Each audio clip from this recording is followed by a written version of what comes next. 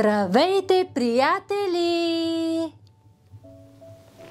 Поемаме на чудно приключение с герои от приказка позната. Коя е приказката? Трябва да отгаднем. Слушай внимателно гатанката. Какво ли вълшебство ни чака, щом тиквата става каляска, а мишките бързи коне. Пантовка стъклена държи в ръце и няма по-красиво от нейното лице. Коя е приказната принцеса? Пепеляшка, да? Днес с героите от приказката и с Пепеляшка ще направим заедно упражнение за устните и езика. Идва и първият приказен герой. И това е кръстницата от приказката Пепеляшка. И тя ни дава да изпълним първото упражнение за днес. А това е упражнението за устни усмивка. Правим упражнението последният начин. Търпаме устните настрани в усмивка, без да показваме зъбите. Задържаме до 5.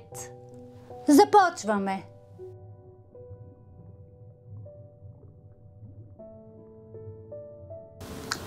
Браво!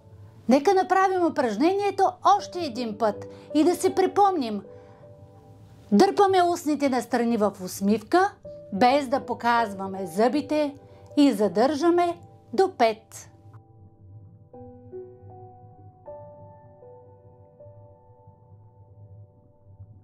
Прекрасно се справихме, но и кръстницата от приказката ни помогна.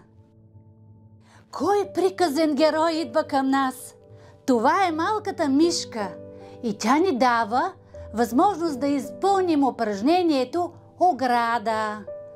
Упражнението ограда изпълняваме последният начин.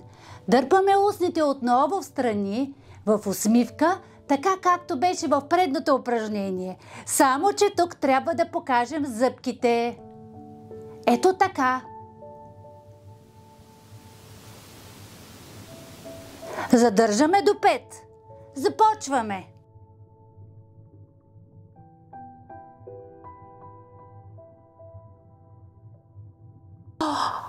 Кой идва към нас? Кои са тези приказни герои от приказката Пепеляшка? Това са двете сестри на Пепеляшка и те ни дават да изпълним последователно предходните две упражнения, а именно упражнението усмивка и упражнението хоботче. Трябва да ги изпълним последователно, ето така. Започваме.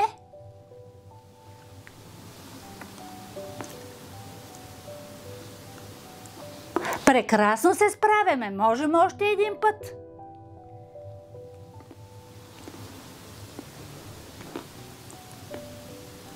Научихме много упражнения, но сега продължаваме.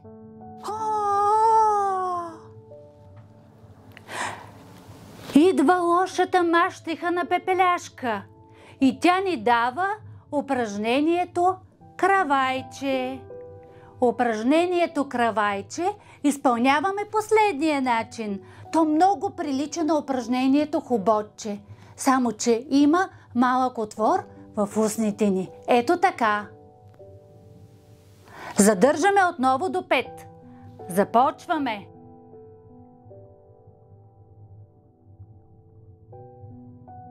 Нека направим упражнението още един път.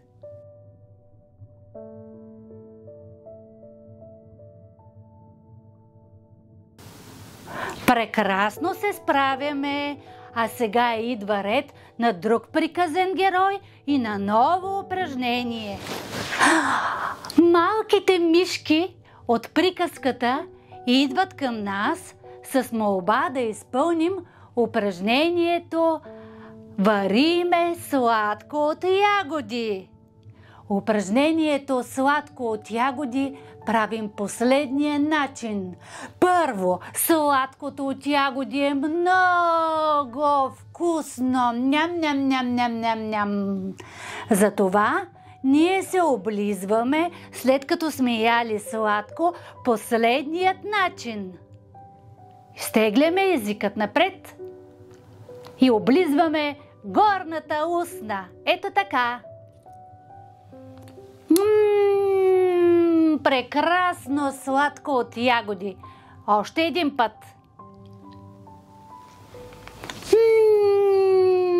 Много вкусно сладко. А сега ще оближем с върхът на езика горната устна от единия край към другия край. Ето така. Прекрасно. Още един път. А сега нека да оближим и долната устна, защото това сладко от ягоди е много вкусно. Започваме.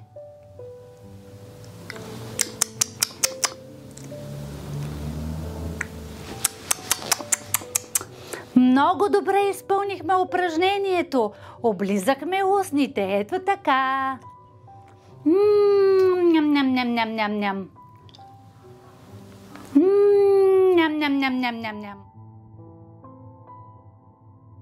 Ето я и самата пепеляшка. Тя ни дава да изпълним упражнението чистене на зъбки.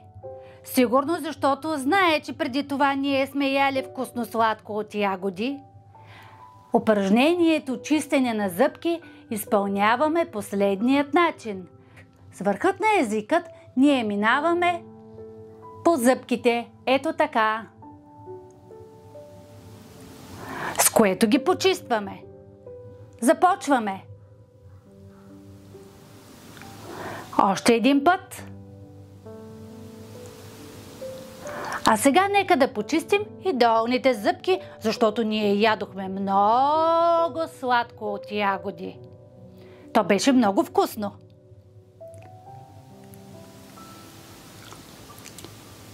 Много вкусно беше сладкото от ягоди. Почистваме долните зъбки. А сега горните. Прекрасно изпълнено упражнение. А сега идва друг приказен герой.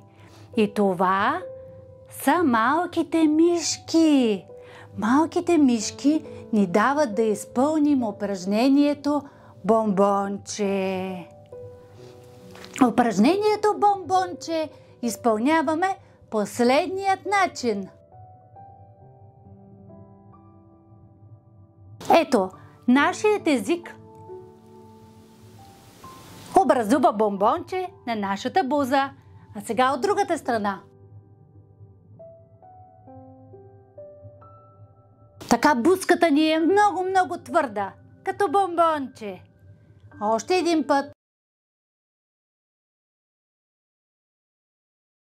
И отново.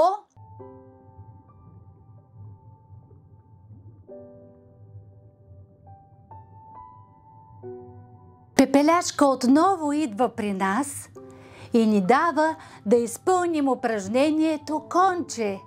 Сигурно защото в приказката кръстницата превръща мишките в коне. А благодарение на конете и на каляската, Пепеляшка успява да отиде на бала. И така, упражнението конче.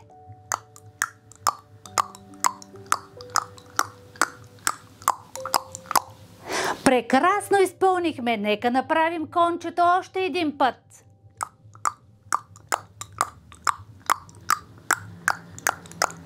Прекрасно изпълнихме всички упражнения и нашите приказни герои са доволни. Деца, нека да кажем довиждане на приказните герои от приказката Пепеляшка, довиждане на мишлетата, Довиждане на Пепеляшка, довиждане на кръстницата, довиждане на пиленцата, довиждане на мащехата и на доведените й сестри. Довиждане! До нови срещи в други приказки!